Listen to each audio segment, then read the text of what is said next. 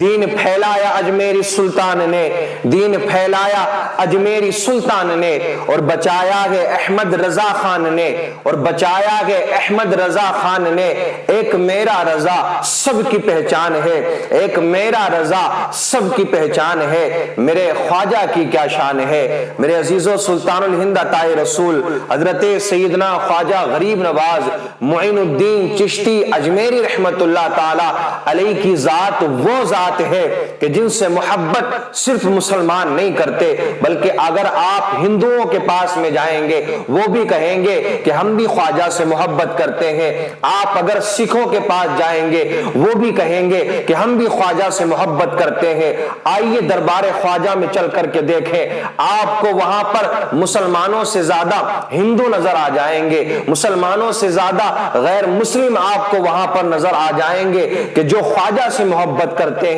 غریب نواز کا پیار اپنے دل میں رکھتے ہیں، غریب نواز کی محبت اپنے دل میں رکھتے ہیں۔ میرے خواجہ کا دربار وہ دربار عالی ہے کہ جہاں سے ہمیشہ امن کا پیغام دیا گیا، محبت کو بانٹا گیا ہے، پیار کو بانٹا گیا ہے۔ وہاں آ کر کے سارے مذہب کے ماننے والے ایک جگہ اکٹھے ہوتے ہیں، ایک جگہ بیٹھ کر کے میرے خواجہ کے گنبد کا دیدار کرتے ہیں، غریب نواز کے گنبد کو دیکھتے ہیں۔ لیکن میرے عزیزو، کچھ خادم جو اپنے آپ کو خادم کہتے ہیں، غریب نواز کی بارگاہ کا اپنے آپ کو غلام بھی کہتے ہیں، سجادہ نشین بھی اپنے آپ کو بارگاہ غریب نواز کا کہتے ہیں، لیکن ان لوگوں نے اپنی جائیداد غریب نواز کے مزار کو سمجھ لیا ہے۔ وہ یہ سمجھتے ہیں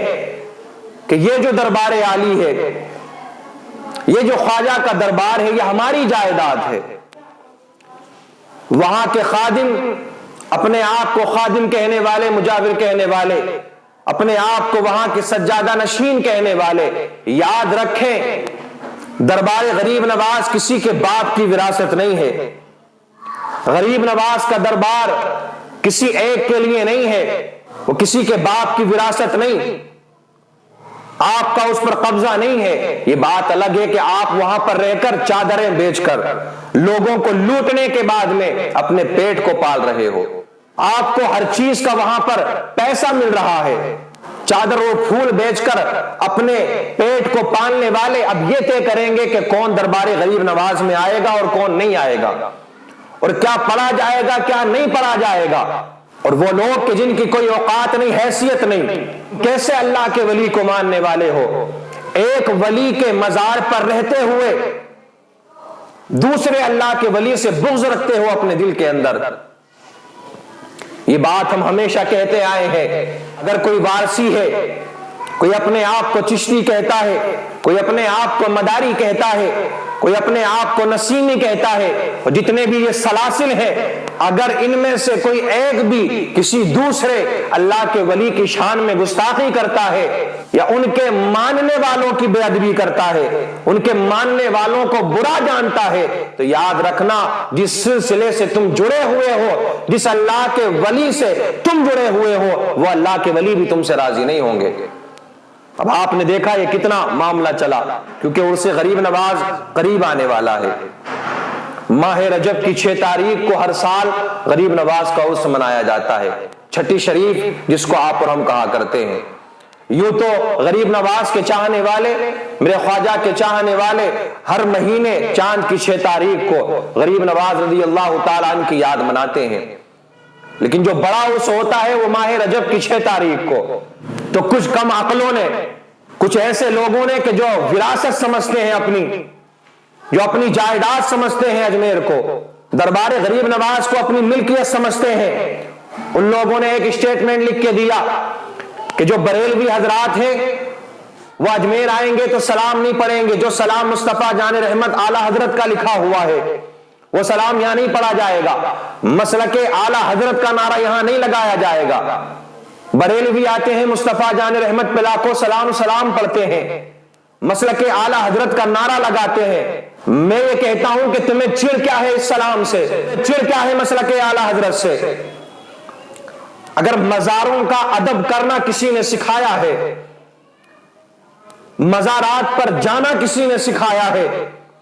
اولیاء اللہ سے محبت کرنا کسی نے سکھایا ہے ہندوستان کی سرزمین پر تو وہ کسی اور کی ذات نہیں ہے بلکہ وہ بریلی والے اعلی حضرت کی ذات ہے۔ اور تم کون ہوتے ہو روکنے والے؟ تمہیں کس نے اتنی پاور دی ہے؟ بریلوی جائیں گے،